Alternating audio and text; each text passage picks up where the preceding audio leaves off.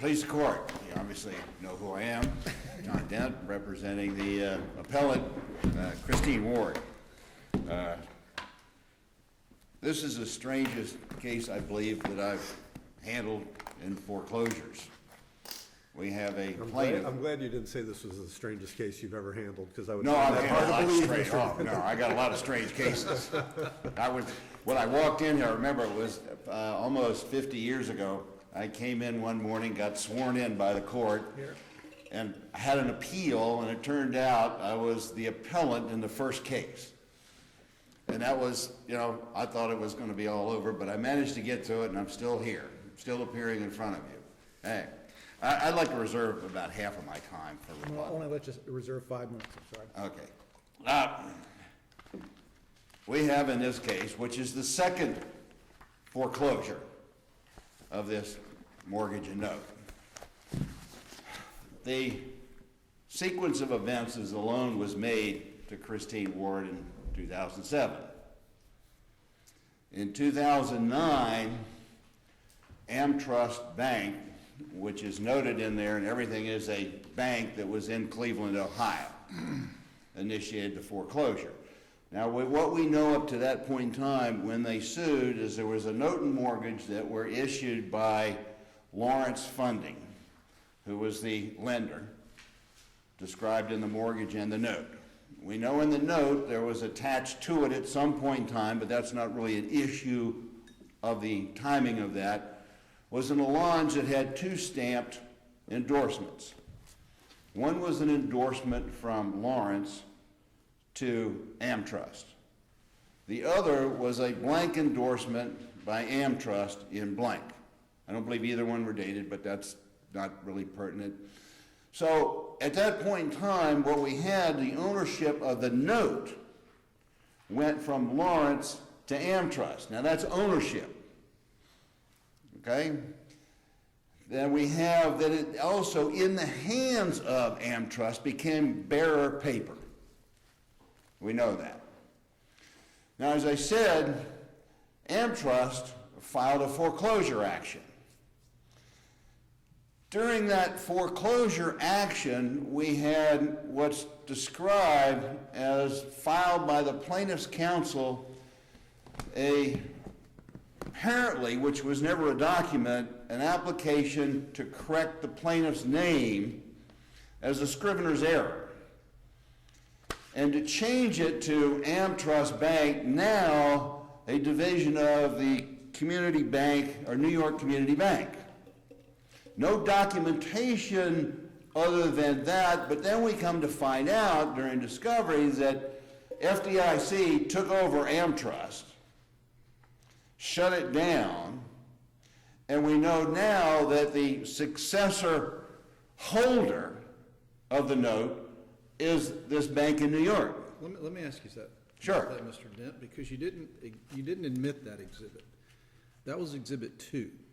That was the FDIC exhibit that detailed Community Bank of New York purchasing certain assets of AmTrust.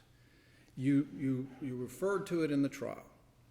You identified it. Yes. You never admitted it. And when you asked the records custodian about that particular document, she stated affirmatively that Community Bank did not purchase this note. And I didn't see where you rebutted that. So That's not relevant. I'm trying to figure out where you're going. The reason is because it's not relevant. Well, why is Community Bank even involved in this? Because they had possession of the note. They filed it in the circuit court. They, in fact, were the holder. Well, AmTrust filed it in the prior foreclosure. No, remember, AmTrust now, according to the judge's order, is the AmTrust, the New York Community Bank. Remember, that was the scrivener's error where the judge signed an order changing the plaintiff to the New York Bank. That's not in our record here. It is. It's filed in the record, the error, because the entire file of that first lawsuit is in your record. It's a supplemental record of some In the supplemental record, but that entire file is there, and that's a pleading by the court, an order changing the plaintiff's name to that New York Community Bank. The judge took judicial notice of the file, but that doesn't mean that judicial notice means that that was in evidence that indeed Community Bank owned this note, because you yourself attempted to do that and then voluntarily retracted it because you didn't have the entire document, and the records custodian, wait a minute, the records custodian testified that Community Bank did not purchase this note because Fannie Mae owned it.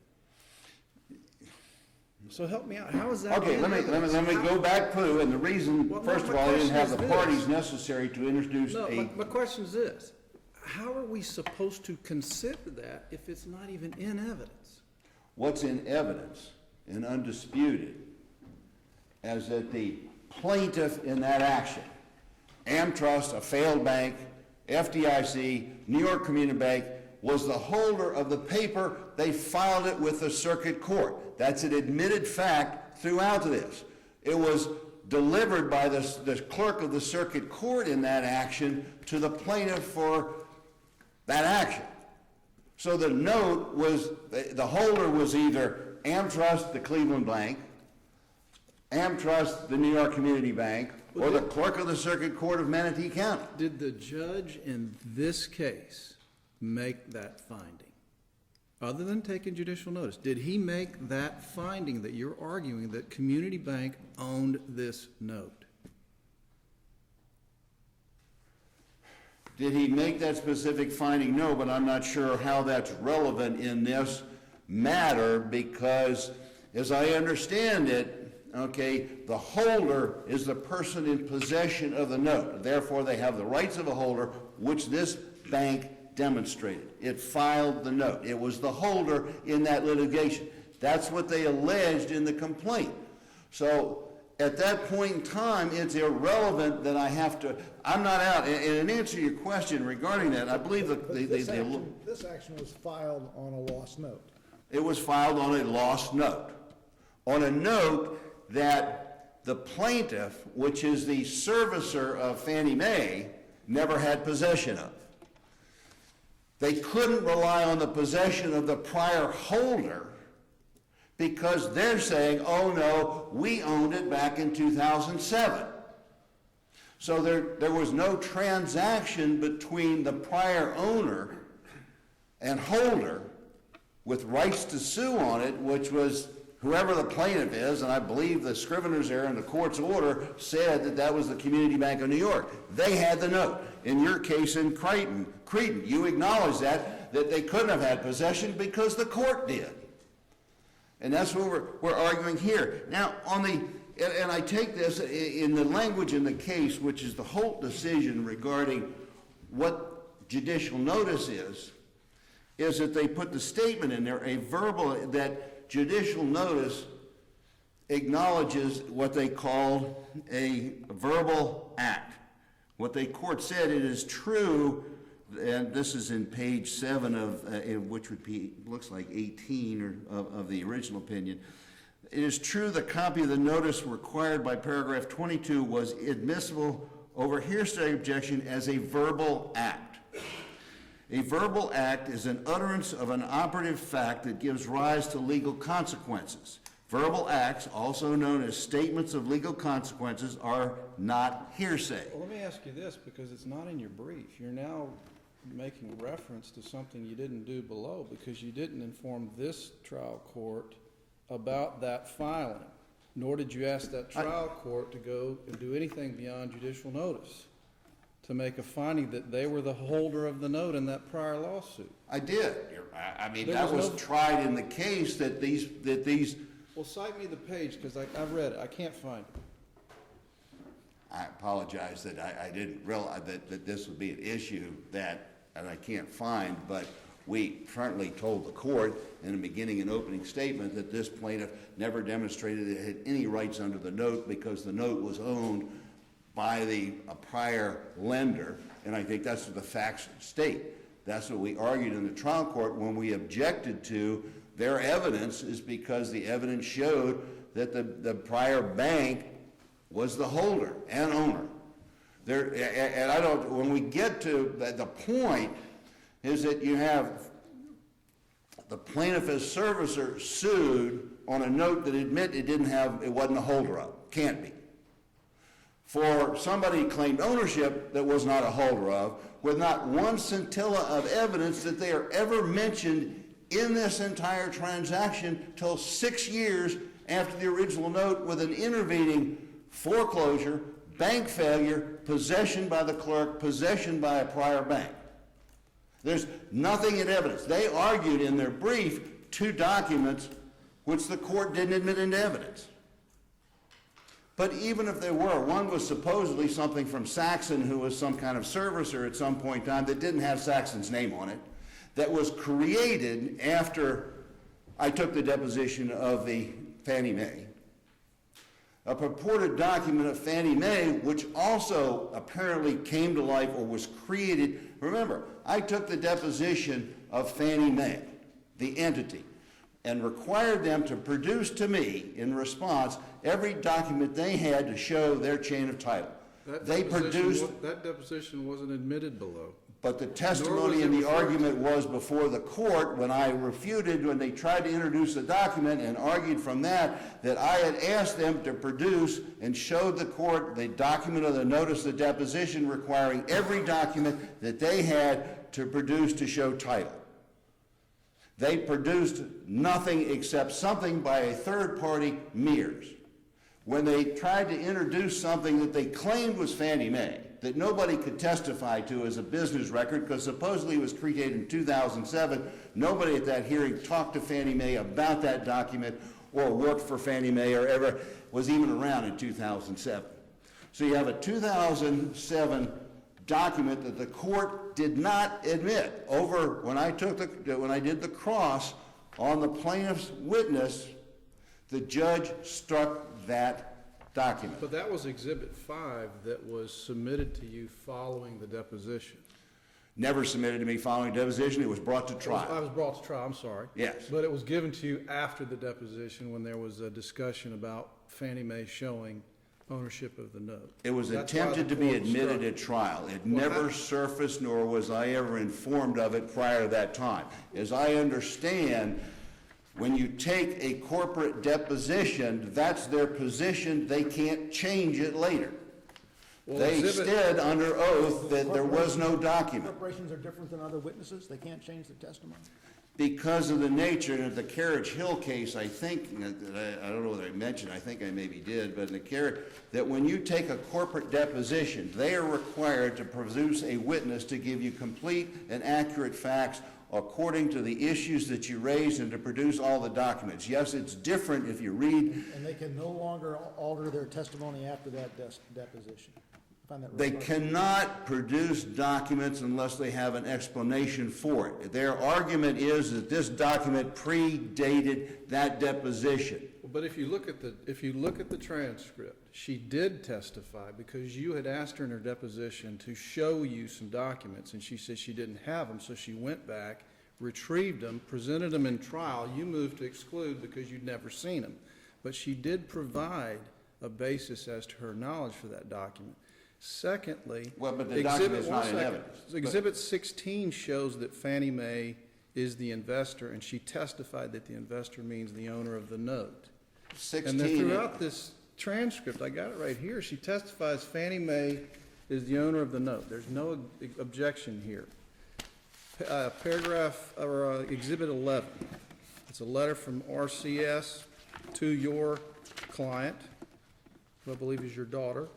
The name of the creditor is Fannie Mae. That was admitted. The creditor, she explained the creditor means the owner of the note.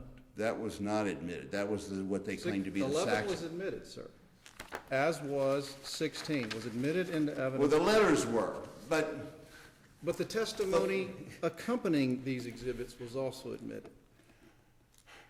what you're challenging me with is that there's a note mortgage out there.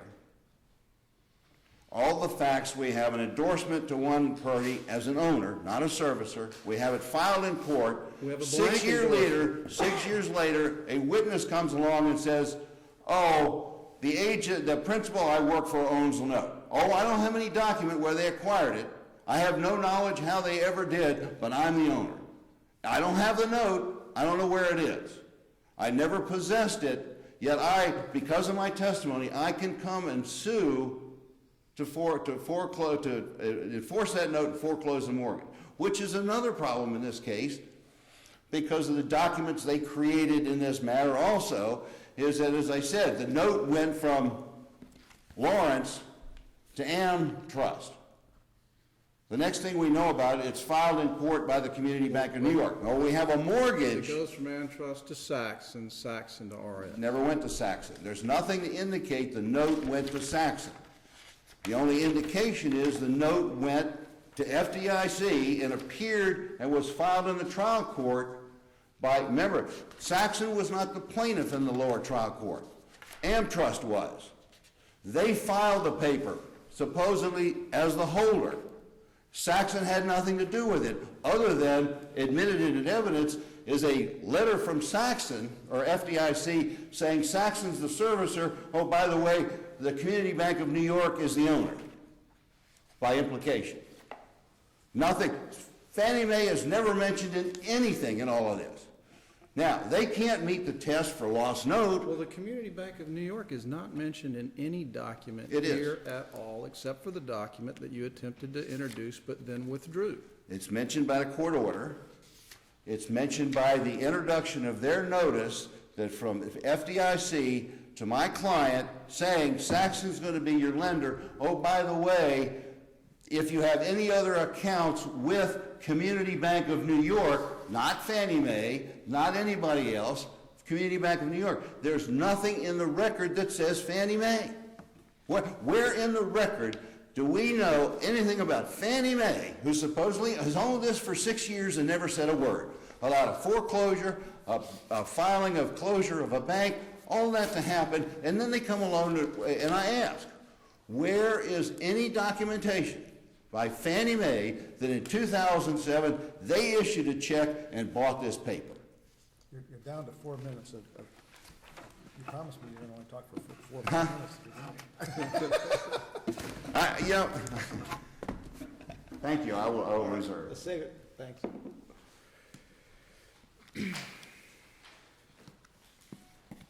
May it please the court, Mary Pascal Stella on behalf of the Appellee Residential Credit Solutions Incorporated, which I'll refer to as RCS for ease of reference.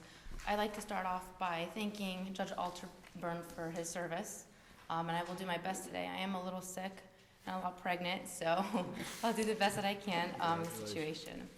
The trial court properly denied the motion for involuntary dismissal by the borrower and properly entered final judgment in favor of the appellee in this case. One, because they established standing and reestablished the terms of the lost note, and two, because the documents were properly admitted.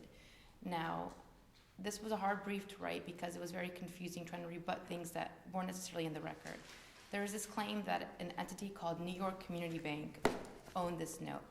And as Judge Sleep pointed out before, there's no evidence of that at trial. What we do have evidence of at trial, and overwhelming evidence and testimony, is that Fannie Mae owned this note. This note The note ultimately had a bearer endorsement on it, correct? It did, yes. There could have been 30 people who owned the note at different points in time, right?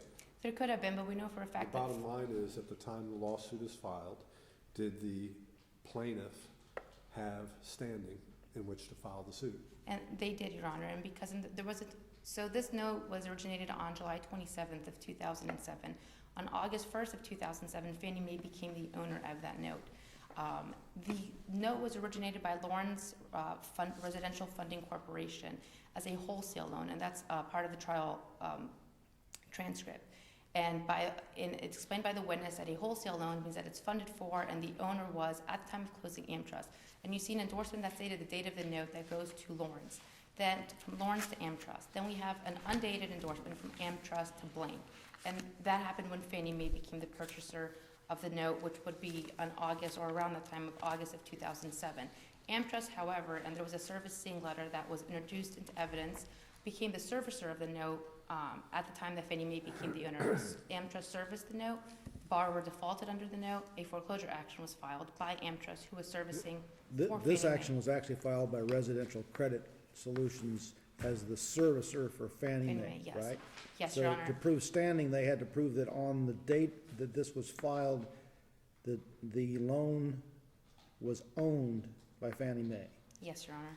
Because no one apparently had physical possession of the document because it was gone. And that goes to the physical possession. So the borrower defaulted, AmTrust filed this foreclosure action. AmTrust later gets, and they're the servicer, AmTrust gets closed by the Office of Thrift Supervision. FDIC comes in as receiver. FDIC now services a loan.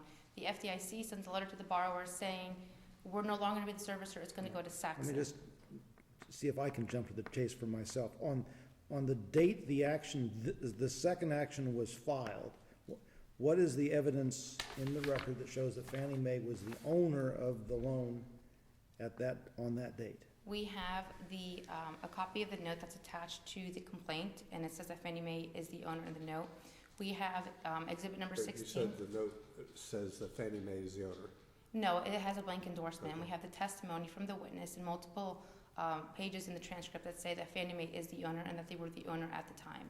So we have the blank endorsement. But there's a blank endorsement on a note that is gone on the date the lawsuit is filed. Yes, and I'll come back. So how can, so Fannie Mae can't own it by physically holding it. We know that because it's gone. Yeah, So- yes and no. Fannie Mae did actually have constructive possession of it because it was in the court file for Fannie Mae, who was the owner. So AmTrust filed it, and still they were designated holder for Fannie Mae. Then Saxon came in. Saxon was holder for Fannie Mae. That case got dismissed for lack of standing, and then the loan was transferred to RCS. When RCS started servicing the loan, they went to the prior counsel. They said, we need this note. They directed them to contact the clerk. They reopened the case. They sent a FedEx package to the clerk. They said, please send this back. Here's the tracking number. Here's everything.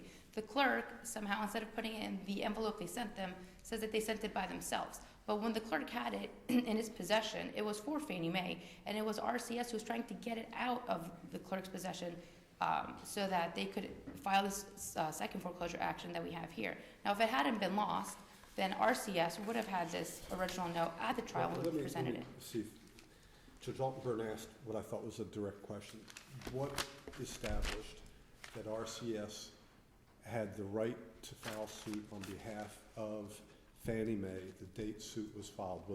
Are you saying it was testimonial evidence that supports that, or documentary evidence? There's both. Well, Fannie Mae, RCS being authorized by Fannie Mae, we have power of attorney from Fannie Mae to Residential Credit Solutions. Fannie Mae being the owner, we have exhibit number 16, a Saxon screen print that says Fannie Mae is the owner. We have a debt validation letter that was sent to the borrower prior to the filing of the foreclosure action. Once RCS became the servicer of the loan, that said that the investor of the loan is Fannie Mae, which is the owner of the loan. Those two documents were admitted into evidence. And on top of that, we have her testimony that affirms it and is consistent with the fact that Fannie Mae has owned this note from the beginning. On top of the fact that Fannie Mae RCS was trying to get the original note from the court file on behalf of Fannie Mae because RCS had the authority to try to retrieve that because Fannie Mae owned it, because RCS was servicing the loan. And another document that shows that RCS had the authority is we have a servicing transfer letter that shows that RCS was indeed servicing the loan at the time the complaint was filed, and that RCS had the authority from Fannie Mae. If I can go to the documents, there's also on top of that we have some assignments of mortgages that were admitted into evidence. There is an argument that they were hearsay that did not come under the business record exception. Well, they were certified copies of assignments of mortgages. These were exhibits number 2 and number 3. The certified copies are separately admissible pursuant to recorded interest in property. So the assignments of mortgage, which both predate and were recorded prior to the filing of this foreclosure action, go from Mirza's nominee for Lawrence Residential to Saxon, and then Saxon to RCS. If you can follow that. Let's see. There were a couple documents that there was a little bit of confusion. The deposition transcript of our trial witness was admitted as exhibit number 5, defendant's exhibit number 5 at trial. The exhibit number 5, which was an acquisition screenshot from Fannie Mae, was first admitted, but then in cross-examination, which this trial, I don't know if you can tell from the transcript, got very rushed at the end. It went on until about 5:30, and in the end, things were submitted in writing, but it came out of evidence then. And also there was, I believe it was exhibit number 17, was a MERS screenshot, and that was not admitted into evidence. So those two were not admitted. The argument in the initial brief is that they were improperly admitted, but they weren't admitted at all, so it shouldn't be considered. But without those two documents, we still have the two assignments of mortgages, the debt validation letter, the Saxon screenshot, together with all the testimony of the witness that's consistent with Fannie Mae being the owner of the note. The prior foreclosure action, if I can also point out, was dismissed because of lack of standing. There's no link to New York Community Bank or New York Community Bank owning this note in any way. Remind me, as far as the testimony concerning the blank endorsement, the witness couldn't say exactly when the endorsement was put on there, but her testimony was that customarily it's done at closing? I don't believe so. She actually, and this may have been in her deposition, she testified that she knows for a fact that the endorsement was put on there before AmTrust or before New York Community Bank purchased the assets of AmTrust, because if it had purchased, if this was still owned by AmTrust at the time that the endorsement was put on, if it was after, I believe it was December 4th, 2009, when New York Community Bank bought it, the endorsement would have been New York Community Bank or AmTrust Bank, a division of Community Bank, or formerly known as AmTrust. It would have been that. But because it's just AmTrust, before it went into receivership, before anything, we know that at the very least it happened before AmTrust went into receivership, but presumably even before that. So probably August, but at the latest by December of 2007. The blank endorsement is dated July 27, 2007, and Ms. Seguette's testimony was that Fannie Mae came into possession and owned the note as of August 3rd, 2007? My dates, my records indicate August 1st, but it was somewhere beginning of August. It was shortly thereafter. Shortly after origination, which is customary for Fannie Mae loans. Usually shortly after, if all the underwriting adds up, Fannie Mae, buys a note and becomes the owner.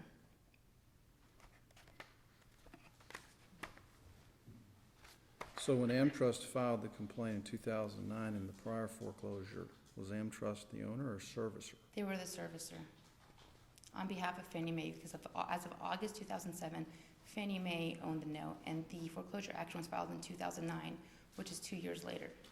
And the endorsements, the blank endorsements, we know were made far prior to this foreclosure action, because they were prior to the 2009 foreclosure action.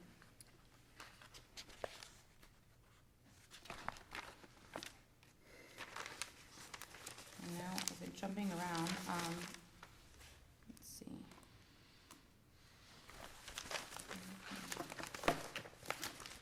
Do Your Honor have any questions for me? Anything I can clarify? I know it's kind of a confusing case, but in the end, it actually isn't so confusing if you just lay it out. All right, thank you very much. Thank you. Mr. Dent?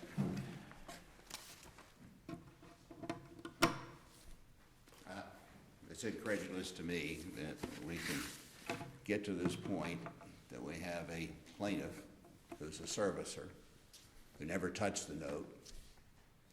We have a claimed owner who never touched the note. Now, answer Judge Silberman, I suggested about this note endorsed in blank. Now, as I understand, when it became bearer paper, technically the clerk of Manatee County Court could have sued on the note because they had possession. The endorsed in blank means the bearer who has possession has the note, and for all practical purposes under the law, they're the owner at that time and the right to enforce it, nobody else. Records custodian testified as to Exhibit 16 that was on redirect that was admitted showing that Fannie Mae owned the mortgage. She testified that she was very familiar with Saxon's record-keeping procedures and had been taught that and had firsthand knowledge about that when that was introduced. So tell me how we could find that the exhibits that show Fannie Mae was the owner of the note, that those are untrustworthy. They should not be considered. They're inadmissible. As I understand the law coming out of this court, I've got bearer paper. We know that paper was possessed by AmTrust. Original AmTrust, AmTrust New York Community Bank. We know that it was possessed by the clerk. As I understand the law, That holder of bearer paper is the sole party to enforce it at that point. Fannie Mae, what's incredible to me is you can say a screen by a servicer without their name on it, or a document, takes precedence over the physical possession of the note. I don't know how to rebut a statement that the judge, first of all, excluded from evidence, can take precedence over the actual facts. I just, maybe I've been practicing too long, and this doesn't make any sense to me. The court itself was involved in the loss of this note. This note.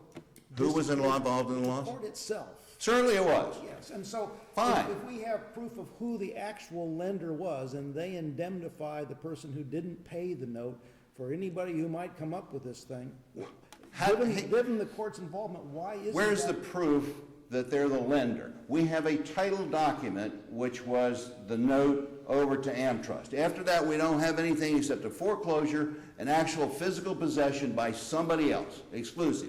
We have no testimony, no document that either the plaintiff or Fannie Mae ever had physical possession. What we also, which I started... So you're saying that the testamentary evidence is insufficient? You can't win a case on just oral testimony? Well, that's what they're attempting to do by putting on a witness saying, oh, Fannie Mae owned it too. How did you rebut that? You took the deposition of Fannie Mae. Yes. Why didn't you take the deposition of the community bank and then say, hey, Judge, they held the note?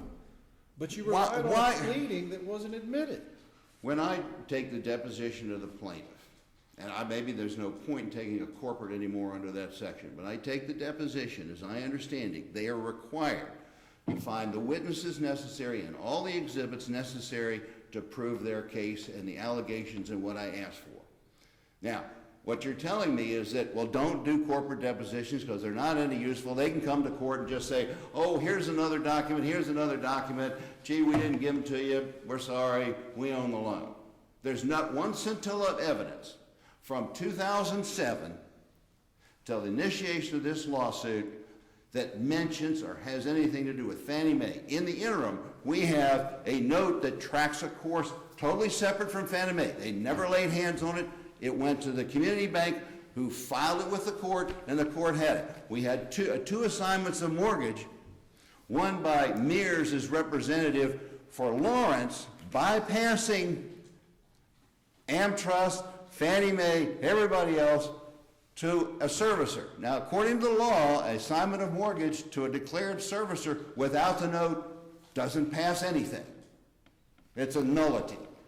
So we have this note out there from a claimed party that doesn't hold it. They don't meet the test for proving a lost note. So I understand the test is that they had to have possession of it when it was lost. They didn't.